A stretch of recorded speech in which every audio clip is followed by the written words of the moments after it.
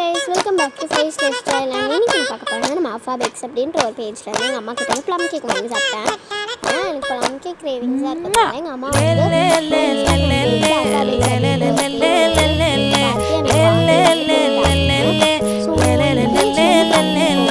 பாட்டி ஏன் பொட்டல முட்டாயே சின்ன ரத்தின கொட்டாயே உன் குங்கும பொட்ட மேல வச்சாயே பாடா ஏன் அம்புலி மச்சானே என்ன அம்புல தச்சானே என்ன கட்டி பிடிச்சு